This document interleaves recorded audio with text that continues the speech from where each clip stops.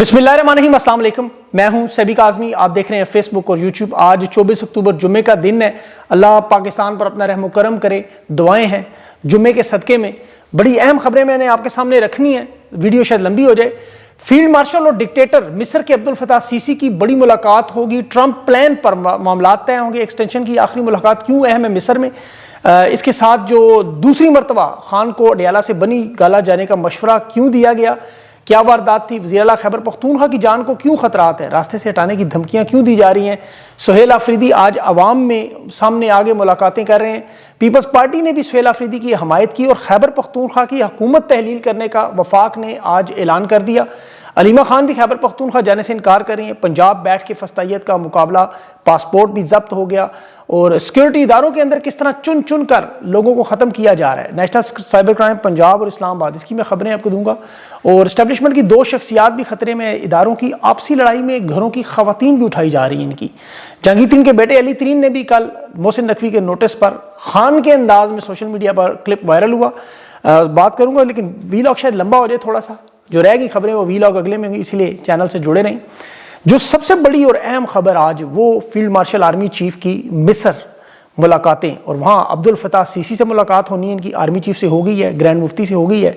ये दो डिक्टेटर और एक ही कहानी है। होश उड़ा देने वाली मुमासलत, इतनी मुश्तरक कदर के आप हैरान होंगे कि ये मुलाकात ऐसे माहौल में हो रही है कि इसराइल जहां बाकायदा तौर पर फ़लस्तीन में अपनी रियासत बनाने, पार्लियामेंट में कानून बना रहा है, अमन मुआहदे को मुस्तरद कर रहा है, अपनी खुद मुख्तारी का ऐलान कर रहा है। अब बैरूनी दुनिया से जो हमायत है पाकिस्तान के एक्सटेंशन के मामले पर, वो बुरी तरह फंसा हुआ है। इसलिए ये मुलाकात बड़ी गेम चेंजर है।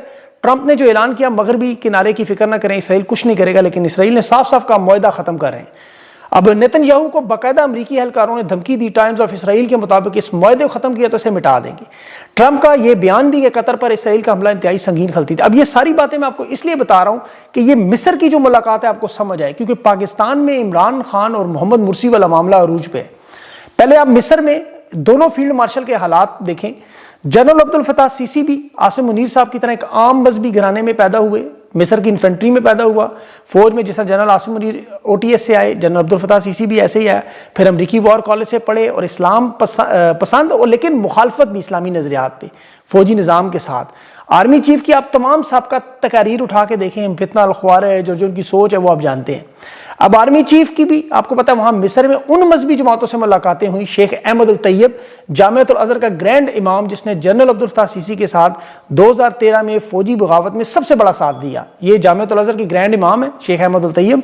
इनके साथ जनरल अब्दुल फताह सीसी की अवामी मुफाद में फौज की मुदाखलत को जायज करार दिया गया। इसने टीवी पे आके वहां बाकायदा, ये उनका मौलाना शरीफी कह लें हम, अब्दुल फताह सीसी के इस्लामी जवाज के मुताबिक फौजी बगावत इस्लाम के ऐन मुताबिक है। दास्तान मिस्र वाली वही है। मोहम्मद मुर्सी पहला मुंतखब जमहूरी सदर था। अब्दुल फताह सीसी को उसने वजीर दिफा और फिर फौज का सरबराह बनाया।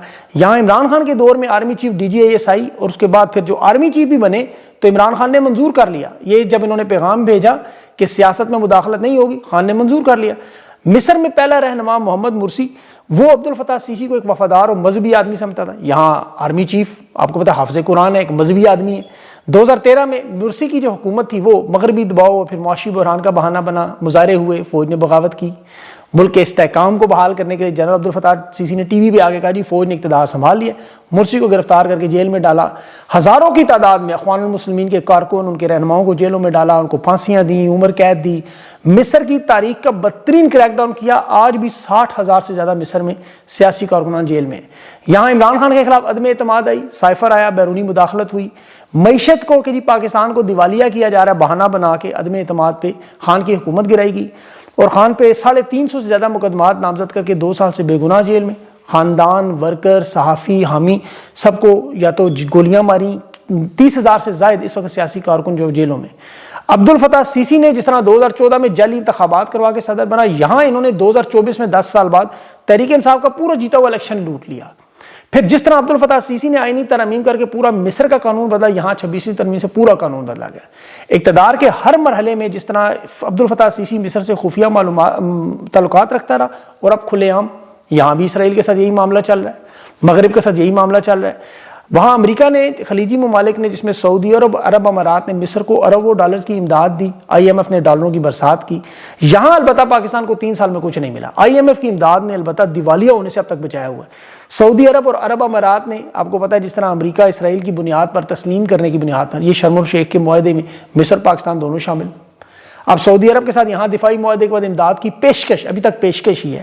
ڈونلڈ ٹرمپ نے پھر دنیا میں 2 پسندیدہ فیلڈ مارشل قرار دیے، ایک field marshal general Asim Munir اور دوسرا فیلڈ مارشل جنرل عبد الفتاح السیسی. ایک کے پاس مصر میں 60,000 قیدی، دوسرے کے پاس پاکستان میں 35,000 قیدی. یہ آمریت کی وہ بڑی مثال جن کی حمایت. اب ان دونوں ممالک میں، پاکستان اور مصر میں، عوامی احتجاج کو سختی سے دبایا گیا، سوشل میڈیا کو بند کیا گیا، صحافیوں کو اٹھایا گیا، شہید، مسنگ پرسن ہوئے. معیشت کی دونوں ممالک میں تباہی بربادی پھیر دی، کرنسی بھی گر گئی، عوام کی حالت بھی تباہ ہوئی، مہنگائی بھی ہوئی. اور دونوں فوجی آمریتیں عالمی منصوبے کی کڑیاں نکلیں، دونوں کو بیرونی طاقت ملی، دونوں اقتدار پہ قبضے میں آئے. اب وہی کام مصر والا پاکستان میں. اس میں ابھی آپ دیکھیں کل ایک بڑا اہم معاملہ جو سیکشن 265 لگایا گیا کہ عمران خان کی گفتگو جیل میں محدود کی جائے. یہ وہی جنرل ضیاء کا مارشل لاء 1978 میں مریم نواز کے دادا ضیاء الحق کی تھی، جو قانون بنایا مارشل لاء کے ذریعے قیدی صرف ایک بار خط لکھ سکتا ہے گھر میں، اور ذاتی گفتگو، سیاسی گفتگو نہیں کرے گا. اور صوبائی جیلوں میں طلاق ہوا جیسے پنجاب میں، یہ ضیاء الحق ہے بہت بڑی، کہ عمران خان ذاتی گفتگو کر سکتے ہیں، پرائیویٹ گفتگو کر سکتے ہیں خط لکھ کے، اور وہ بھی اڈیالہ جیل کا سپرنٹینڈنٹ پہلے پڑھے گا پھر باہر آئے گا. یہ نہ صرف انسانی اور بنیادی حقوق کی خلاف ورزی پاکستان کے قانون میں، یہ مارشلائی دور کے، یہ خان کو قید تنہائی میں ڈالنا، سیاست سے گفتگو منع کرنے والے وہ لوگ جو خود اللہ کے نام کا حلف اٹھا کے، کہ ہم اللہ کا نام اٹھا کے کہتے ہیں کہ ہم سیاست میں مداخلت نہیں کریں گے، حلف دیتے ہیں، سب سے زیادہ سیاست کرتے ہیں. اور وہ سیاسی رہنما جس کا اوڑھنا بچھوڑنا زندگی پاکستان کی سیاست ہے، وہ سیاست پہ بات نہیں کر سکتا. وجہ خان کی نومبر میں احتجاج کی کال. یہ خوفزدہ ہے کہ ہدایات آئیں گی. اب دیکھیں نواز شریف سزا یافتہ تھا، بگوڑا تھا، پورا اجلاس برطانیہ میں نواز شریف کرتا تھا کابینہ کے. یہ عمران خان کو جو بنی گالہ منتقل کرنے کی ابھی انہوں نے واردات شہباز شریف نے 2 دفعہ کہا، یہ صرف یہ ثابت کرنا چاہتے ہیں کہ عمران خان نواز شریف جیسا ہے. ایک کاغذ لکھ کے دے دیں، تحریر مل جائے، پھر وہ بیانیاں توڑ دیں. ہر ٹاک شو میں، پریس کانفرنس میں ان کے وزراء اچھل کے وہ دکھائیں. یہ دیکھیں جی NRO، جس طرح سعودی عرب کے وزیر دفاع اور لبنان کے وزیر اعظم سعد حریری پاکستان آئے تھے نواز شریف کے مشرف کے ساتھ ٹوٹنے والے معاہدے کو، یہ چاہتے ہیں صرف خان کا وہ بیانیہ ٹوٹ جائے کہ یہ ہم جیسا ہے. لیکن یہ ہو نہیں سکتا، یہ خان ان جیسا ہو ہی نہیں سکتا، کیونکہ نواز شریف کو ساری دنیا بگھوڑا، گیدڑ، چور، مجرم کہتی ہے، جان بچا کے پتلی گلی سے بھاگنے والا، پارٹی کو چھوڑ کے جانے والا، 150 بکسے لے کے جانے والا. مریم نواز وہ الزام دھونا چاہتی ہے کہ تحریر مل جائے، لیکن یہ ہو نہیں سکتا. خان جانتا ہے کون لوگ ہیں. یہ صرف نواز شریف عمران خان کا فرق ختم کرنا چاہتے ہیں. عمران خان کے خاندان پر جو ظلم ہے، لیما خان کے 4 مرتبہ وارنٹ نکالے. کل بھی KP کے لوگ کہہ رہے تھے آپ KP شفٹ ہو جائیں، اس نے کہا میں گرفتار ہونے کو ہر وقت تیار ہوں، پنجاب نہیں چھوڑ سکتی، میں تو ضمانت بھی نہیں کروا رہی ہوں اپنی. 70 مقدمات ہیں لیما خان پہ، اقدام قتل، دہشت گردی، غداری، فساد، اللہ جانے، بم بنانا، چوری، ڈاکہ، جو مرضی ڈال دیں. بینک اکاؤنٹ، شناختی کارڈ، پاسپورٹ ان کے بھی ضبط کیے ہوئے، بلاک کیے ہوئے. یہ جیلوں میں بھی جب انہیں ڈالتے ہیں تو بھوکا پیاسا رکھتے ہیں، لیکن چونکہ ان کی رگوں میں وہی خون دوڑ رہا ہے جو خان کا ہے. میں وہ قائد اعظم محمد علی جناح کے نواسے نسلی واڈیا کا انٹرویو سن رہا تھا، اس نے کہا میرے اندر جناح کا خون ہے، یہ مزاحمت ہمارا بلٹ ان فیچر ہے. تو یہ شوکت خانم کا بلٹ ان فیچر ہے یہ مزاحمت. ابھی اس میں آرمی چیف جو فیلڈ مارشل ہیں، دیکھیں جنرل عبد الفتاح السیسی جو ملیں گے تو اصل معاملہ ایک ہی ہے، صرف ایک، کہ محمد مرسی کو کیسے قابو کیا، کہ عمران خان قابو نہیں آ رہا. میڈیا عدلیہ اس کے خلاف کر دیا، تمام سیاسی کھیل کھیل لیے، عدلیہ، اپوزیشن، غیر ملکی حمایت، سب کچھ میرے پاس، کریک ڈاؤن بھی کیے، جو کچھ تم نے مصر میں کیا وہ ہم کر چکے ہیں، لیکن یہاں خان قابو نہیں آ رہا، کیا کریں اس کا.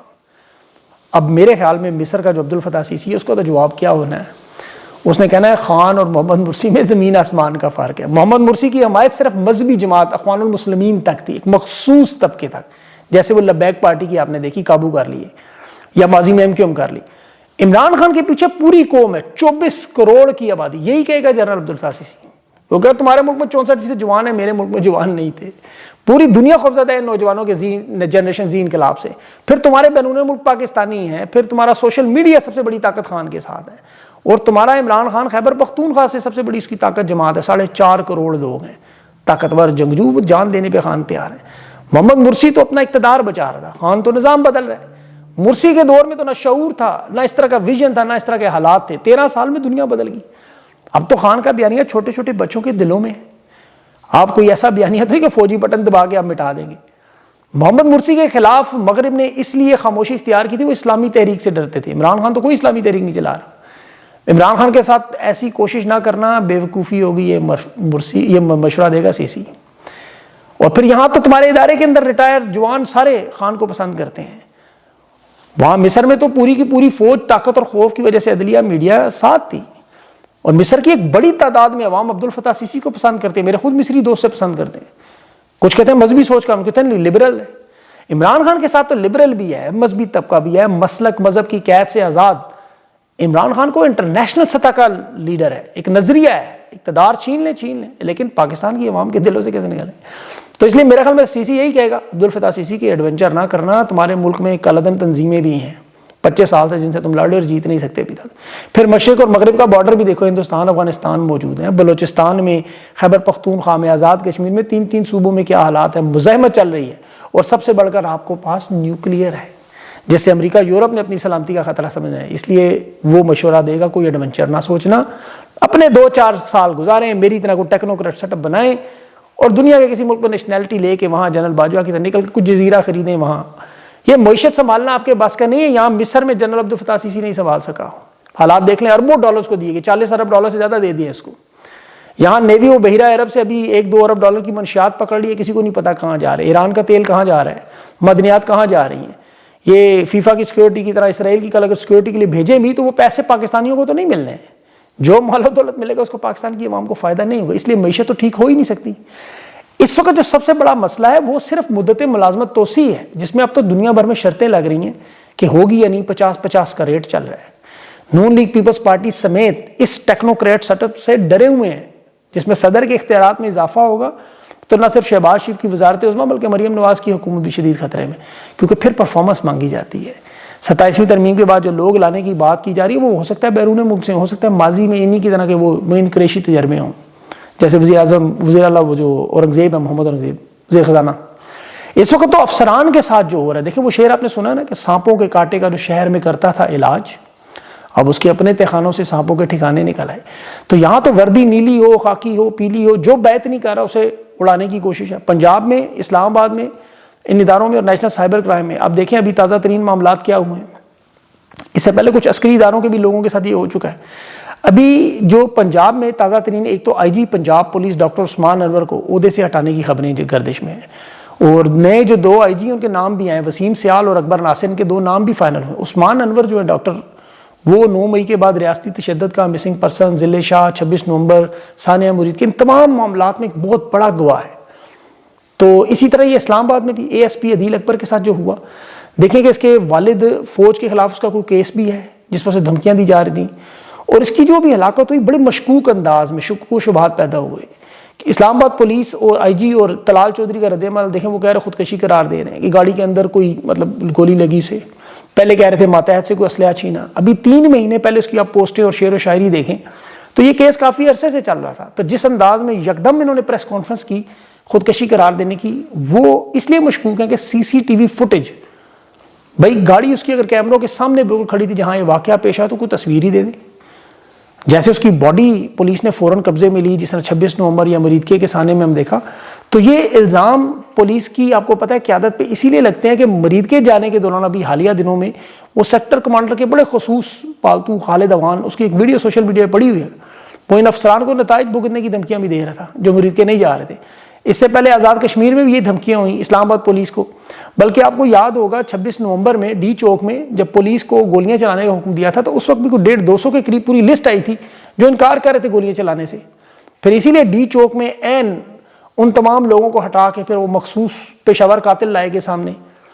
یہ باغی افسران کے خلاف کارروائیاں اسی لیے ہو رہی ہیں جو زیرو ٹالرنس آپ کو یہ کہتے ہیں نا پالیسی بنائی ہے، یہ پیغام ان تمام افسران کو دیتے ہیں کہ ہر جائز ناجائز حکم ماننا پڑے گا، ورنہ یہ ہوگا۔ طلال چودھری کے پی میں کہہ رہا ہے کہ جی غیر قانونی حکم افسران ماننے سے انکار کریں، لیکن پنجاب اور اسلام آباد میں غیر قانونی حکم آپ تسلیم کریں ورنہ کیسز ہوں گے یا سیدھا سیدھا اوپر یا مسنگ پرسن، اور کسی رنگ کی وردی کی کوئی پہچان یا تمیز نہیں کی جائے گی۔ جوڈیشل کمیشن بھول جائیں، 3 رکنی بنی ہے ابھی، لیکن حادثاتی فائرنگ کا کوئی ثبوت آ جائے گا جی اسلحہ چیک کرتے ہوئے چل گیا، یہ تو شکر ہے یہ پتلون پہنتے ہیں، ورنہ انہوں نے تو شلوار کے اندر کہنا تھا نیفے کے اندر پستول چل گیا۔ اب اے ایس پی عدیل اکبر کے جنازے میں صحافیوں کو نہیں جانے دے رہے تھے کہ وہاں کوریج نہ ہو، سوالات نہ ہو، اور یہ معاملہ صرف اس اے ایس پی کا نہیں ہے، ابھی ایف آئی اے میں نیشنل سائبر کرائم کے 5 افسران اغوا، بلکہ ڈپٹی ڈائریکٹر عثمان کی اہلیہ روزینہ بھی اسلام آباد ہائی کورٹ میں پٹیشن کے بعد غائب ہے، لاپتہ ہے. اور جج اعظم خان سے آج وہ کہہ رہا تھا عدالت میں کہ ہو سکتا ہے وہ اپنے والدین یا رشتہ داروں کے گھر ہوں. یہ سوشل میڈیا پہ وہ اپنی روزانہ یہ خبریں دیکھتی ہوں گی، لازمی دیکھتی ہوں گی. میں گارنٹی دیتا ہوں یہ ویلاگ بھی دیکھنی ہوں گی. میں اب زیادہ بات نہیں کرتا، انہیں لاپتہ کر دیا ہے.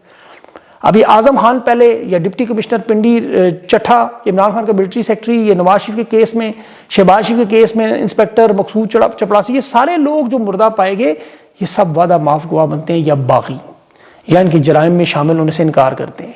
یہ نیشنل کرائم کے بھی جو لوگ انہوں نے اغوا کیے ہیں، ان کے اوپر بھی انہوں نے یہی کیسز بنائے ہوئے ہیں جی. یہ کرپشن کر رہے تھے، وہ یوٹیوب پہ ڈکی بھائی وغیرہ ان سے جو جوئے کی ایپس میں پیسے لے رہے تھے، جاوید چودھری سے بھی فرما رہے تھے. یہ مریم نواز کی وہ ہدایات ہے جو جیلوں سے نکال کے 800 سے زیادہ لوگ ماورائے عدالت انہوں نے مار دیے. وہ افسران جو پیشہ ور قاتل ہیں جس پر سپریم کورٹ نے اسے آج فساد الفی الارض قرار دیا ہے.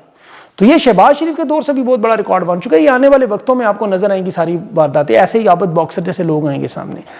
کیونکہ غیر مذہبی ہونے کا تاثر ایک تو مغرب کو پیش کرنا ہے. دیکھیں ابھی وہ لبیک پارٹی کے ساتھ کالعدم والا معاملہ، آج ان کا نوٹیفیکیشن دیکھا میں نے، لیکن یہ ویڈیو ابھی نظر سامنے میرے آئی، وہ جس میں ابھی حالیہ دنوں میں لبیک کے دنوں میں ایک اقلیتی جماعت کے رہنما کہہ رہے تھے کہ جی یہاں تاجدار جہاں رسول اللہ صلی اللہ علیہ وسلم کا نام لکھا وہ مٹانا ہے. جو صلح حدیبیہ کے وقت کفار رسول اللہ صلی اللہ علیہ وسلم کے نام پر اعتراض کرتے تھے، اور شیر خدا امام علی نے نام مٹانے سے انکار کیا کہ میری جرت نہیں، خود رسول اللہ صلی اللہ علیہ وسلم نے مٹایا تھا. یہ وہ نام باقاعدہ سفیدی کر کے مٹا رہے ہیں. آپ اندازہ کریں یہ اسلامی ملک ہے. بھائی لبیک پہ آپ نے پابندی لگائی، کاٹ دیں لبیک، یا رسول اللہ کیوں مٹا رہے ہیں؟ لیکن یہ وہی کام ہے کہ جو نواز شریف دیکھیں جس طرح ماضی میں یہ کرتے رہے مغرب کو خوش کرنے کے لیے، آج بھی ان کے اوپر جو مذہبی جماعتوں پہ الزام، مذہبی جماعتوں کے نظریے سے بہت سارے ہمارے بھی اختلافات ہیں، ان کی مطلب وائلنس سے، تشدد سے کوئی بھی ان کی حمایت نہیں کر سکتا. لیکن اس طرح کے الزامات تو ان پہ نون لیگ پہ، نواز شریف آرمی چیز کا جہاز اغوا کرنے سے لے کے 7 اسلحے کے ٹرک ملک میں بانٹتا رہا، یہ ساری خبریں ان کی اپنی ہیں. فوج کے خلاف لڑنے کے لیے مسلح جتھے بناتا رہا، جاتی عمرہ ایک 90 تھا ان کا، قرض اتارو ملک سواروں پہ، اسی طرح چندے بھتے انہوں نے بھی اکٹھے کیے. تو نواز شریف کی جماعت کو بھی کالعدم کرنا چاہیے. لبیک کے نظریے تو کوئی ان کی تائید نہیں کرتا، جو وائلنس ہے، جو مسلح جدوجہد ہے، ان چیزوں کی تو ہم مانتے ہی نہیں. ہم تو پرامن جدوجہد کی بات کرتے ہیں. بلکہ مریم نواز کے خاوند کیپٹن صفدر جو ممتاز قادری کو شہید کہتے ہیں، حاضری دیتے ہیں وہاں جا کے. تو یہ تو اصل میں دیکھیں اس جتھے کو نافذ کرنے کا مقصد جو ہے بڑا پلاننگ کے ساتھ ڈسٹرکشن کی، تباہی کی، بربادی کی پالیسی، ایک ایک ادارے کو جیسے تباہ کیا گیا. خاص طور پر کرکٹ کو دیکھا کریں کیونکہ یہ خان کا کھیل تھا. محسن نقوی سے اسے بلا کر تباہ کروایا بڑی پلاننگ کے ساتھ. آج تباہ برباد ہوگی، واحد تفریح تھی آپ کی. اب ملتان سلطان وہ جہانگیر ترین کے بیٹے کا قانونی نوٹس معافی کا PSL ختم کرنے کا ایک کڑی ہے. اب اس میں وہ بالکل خان کے انداز میں بات کر رہا تھا. یہ وہ ساری پالیسی ہے، اس پہ اور بہت ساری چیزیں ہیں. لیکن ویڈیو آپ کو پتہ ہے میں زیادہ آپ کا وقت اس لیے نہیں لیتا، پھر وہ تنگ ہو جاتے ہیں. کوشش کروں گا اگلے ویلاگ میں اس کا تسلسل جو ہے وہ جوڑوں. جو لوگ چینل سے جڑے رہے اس لیے تاکہ یہ تسلسل نہ ٹوٹا کرے. اپنا خیال رکھیں، مجھے اجازت دیں. اللہ حافظ.